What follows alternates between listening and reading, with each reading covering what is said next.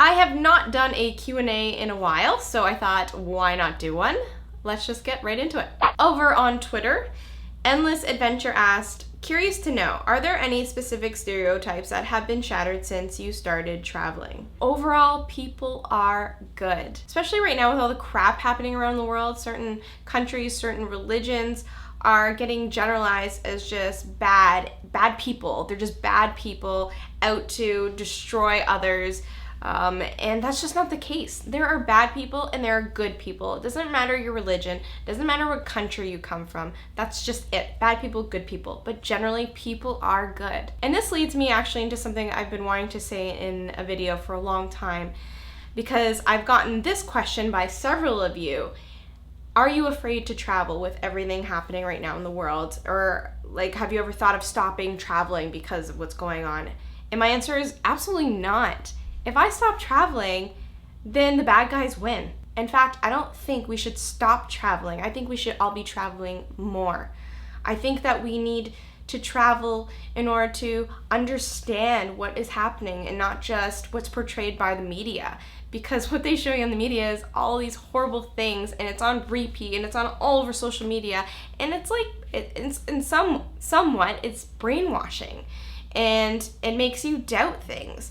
And I just don't think that's the whole story. I think it's important for us to keep traveling, to get to know people of the world and see how similar we are, not our differences, and not focus one culture or one religion on being the bad guys, because within that culture, that country, and that religion, there are so many more good people that want good things, that want everything we all want. They want family, they want love, they want freedom, they want opportunities. Will asked, what inspired you to start a YouTube travel vlog? Well, about 6 years ago, I was leaving on a 10-month trip around the world, and I wanted to document my adventures for my friends and family. So I started a blog called Hopscotchtheglobe. As I was traveling and I was writing randomly whenever I felt like it, posting some pictures, I was getting emails from people from all around the world, and I was like, wow, this is pretty cool. And I just fell in love with it right then and there. I actually went to school for TV and film production, so I have always been interested in video production, film production. I've been acting my entire life. So when I decided to start YouTube, which is about 4 years ago, I thought at that point, I'm travel blogging, and I love talking about travel, I love video, I love being in front of the camera. Why don't I just put that all together and start a travel YouTube channel? So that's how it started. Speaking of creating a travel vlog, myself along with Nadine Sakura of Hey Nadine, who is a YouTuber and blogger as well and does travel, and Matt of Nomadic Matt has the top travel blog in the world. All three of us have teamed up and created a travel video course. Everything that we teach you in the course is based on what Nadine and I have learned over the past 6 years, including our trials and errors, and we package it into this course to really kickstart your career if that is what you would like to do. If you want to make travel videos for a living, if you want to do this full time, if you want to do this part time, if you want to do this as a hobby, whatever it is, we can help you get there through this course. TH Travel asks, if you could pick your final destination, where would it be and why? I don't want a final destination. Those movies were cheesy, by the way. If I knew it was my final destination, then I would go to space. I would go to like Mars, check it out, you know? And now to Facebook. Mary Thielman asked, are there any tour groups you would recommend for 30-year-olds? Intrepid and G Adventures, you can be any age, and they are great. They are great at doing adventure and different types of adventure. There's different classes of comfort, there's different styles of, depending on how athletic you are or how active you want to be.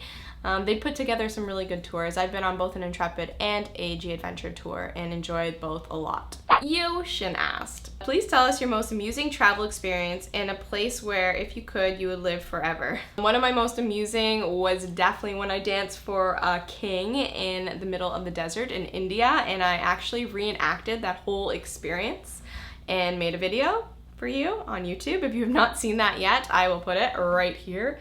I will also link it in the description box below. It's a really funny story and super random and spontaneous. Still, I like think back to it and I'm like, what the hell happened? Like, what is my life? And a place that I could see myself living forever, anywhere in nature. I just want to be like in the jungle, in the mountains. Jungle mountains? To be more specific, I want to be in nature in Canada. Guys, I'm like crying right now. I'm just so overwhelmed with how beautiful this place is, and mountains just make me feel at home. Look at this deer. There's a deer right here because I'm so happy. Oh my god. I'm speechless. One day, this is gonna happen.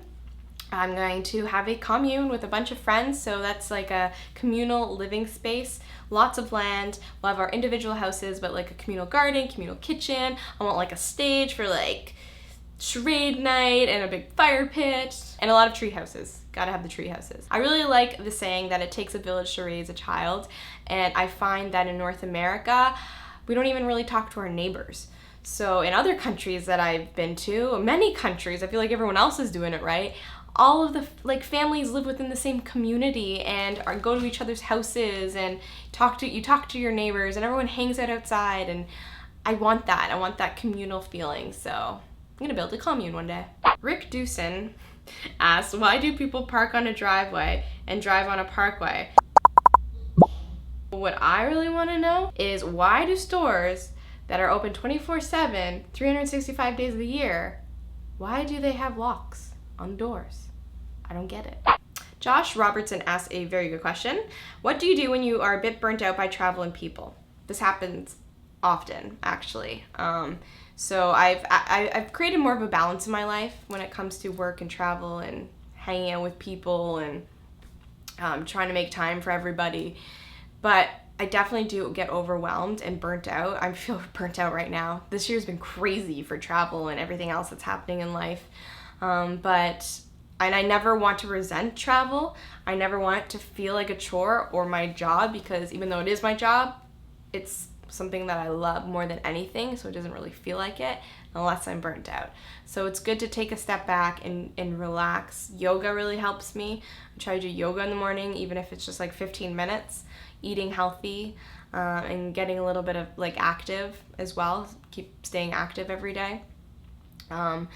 But when I get exhausted, I just try to stay in one place for a little while and just kind of like reconnect with myself. All right, adventurers, that was a awesome Q&A. Thank you so much for your questions. And if you have any more questions, we should do more of these videos. So hit me up on social media, Facebook, Twitter, Instagram, Snappy Chat, blog. What else is there? Am I missing something? Oh, YouTube. Comment below. And I will see all of you later. Happy travels.